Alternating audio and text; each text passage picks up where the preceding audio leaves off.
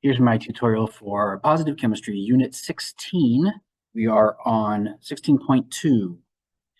So if you take this long to bike to school and you know that an hour is 60 minutes, how many minutes does it take? Well, we know the conversion ratio between minutes and hours is 60 minutes per hour. So if we want to convert into minutes, you know that minutes is a greater number than hours, right? Always. So we're going to multiply by 60, not divide. Also, even if that doesn't seem obvious when we get into the chemicals, we're going to very much make an enormous point of canceling out the units. So I know that hours over hours here will cancel out. Anything over itself cancels the 1, and then you multiply by 1, you divide by 1, which effectively is nothing, so it disappears. The unit you want to be using in the end goes on the top, there, minutes, and then look above the whiteboard. Kitties, there we go. Multiply by the top, divide by the bottom. This, all that, times this gives you that.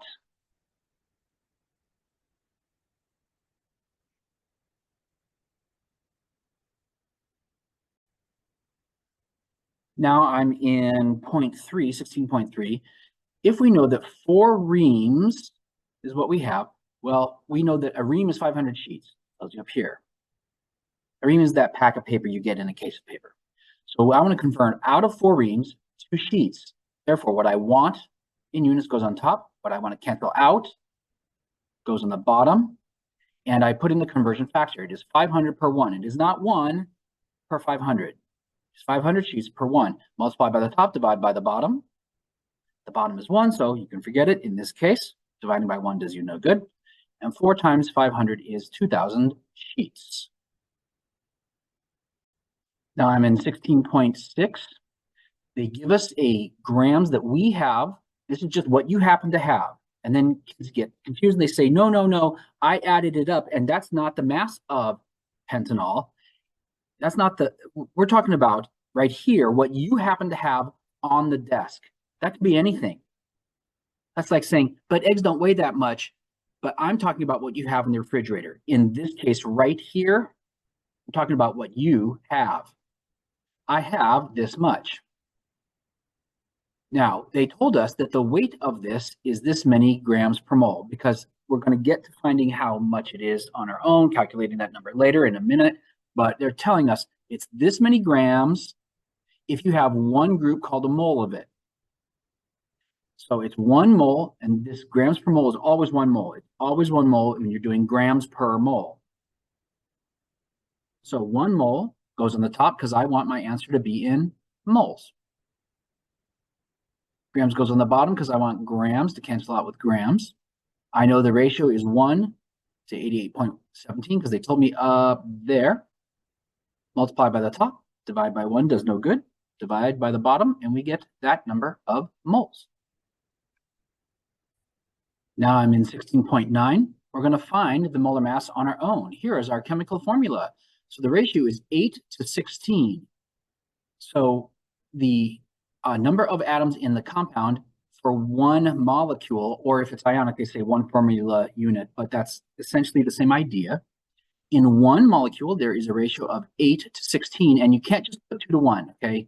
It has to be the exact number here, because if you have more bricks on the pallet, it weighs more, even if the ratio is 2 to 1. So if you, we're not doing the ratio here, we're doing the actual number of atoms in the molecule, and they are 8 and 16 from there. The molar mass of the element is from the periodic table. You're going to need a periodic table. They are kind of weirdly going to the second decimal. Okay, I tell you, most people just use 12 and 1 in this case because it rounds off to 0.0 in both cases. So even on the AP test, they let you do that. Now, every one of the 8 is 12.01. So we have 12.01 8 times. So multiplied then, that gives me this number here. Every time I have an H, it is 1.01 grams per mole, and I have 16 of them, so the molar mass just for the H's is 16.16. But these are loaded into the same molecule, aren't they? So they add up to this figure here. And the unit for this, notice they even told you up here, is grams per mole. When you use the periodic table in this way, we are finding grams per mole. I can't click that. Grams per mole.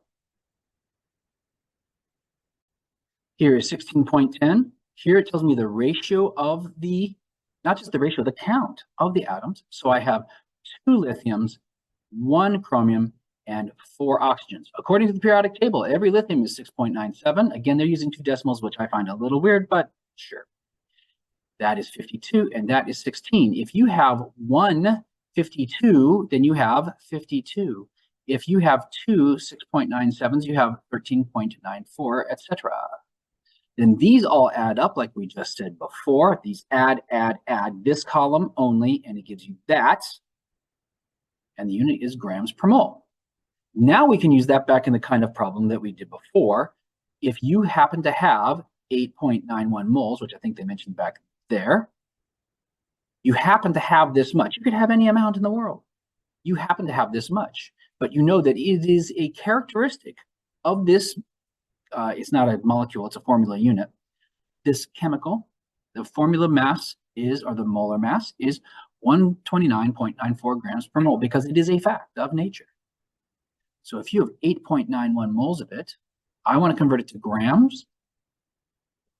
Grams goes on the top because that's what I want to have in my answer.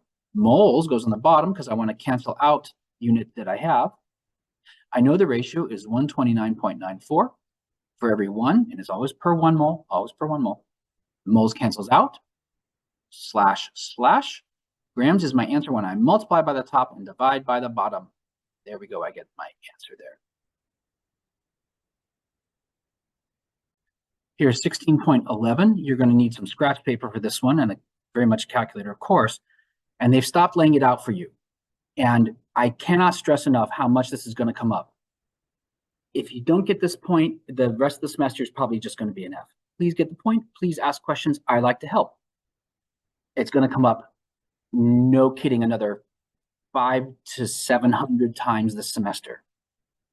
We want to convert from grams of ammonia to moles. So we're starting with grams. We're going to convert to moles. So I'm starting with grams. Let's put down what we know, grams. And in our conversion factor, what will we need? Grams on the bottom, so that we get grams over grams, and they will cancel up, and we get moles. So write down 80.4 grams, but we need the molar mass. How do we get the molar mass? Look at your periodic table. N is 14 on your periodic table, and I have 1 of them. That's 14. H on your periodic table is 1, but I have 3 of them. So I have 14 plus 1, 1, 1, and that is 17. And again, they're going to the second decimal. So I said I need grams first, but I want to cancel grams out.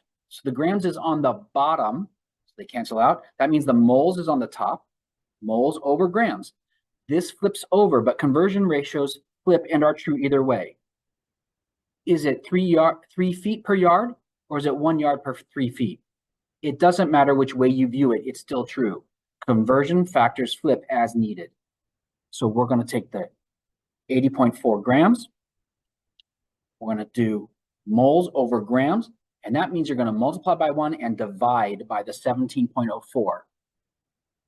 I'm encouraging you so much to actually write this out and actually get the point. When we take this divided by that, we got that. Now I'm on 6.12. This is a logic puzzle. What is the molar mass of the compound? Well, they told us that it's this many moles and that many grams.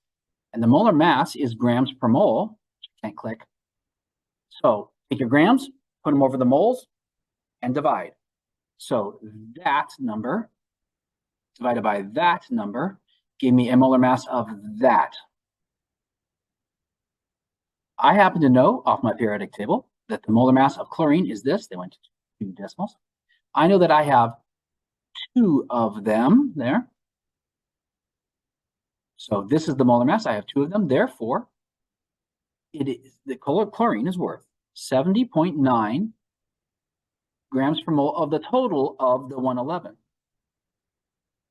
The total is 111, and chlorine is worth 70.9 of it. Subtraction tells me that element X is worth the 40.1 of it. Now, did we have 10 of those X's? Did we have 5, 7, 19? No, I had 1 X because I had 1 X there. So subtraction of this minus that gave me that. I know I have 1 of them, so that 1X by itself was worth 40.1 grams per mole. Go to your periodic table. What element is 40.1 grams per mole? And the answer is calcium, which I can't click.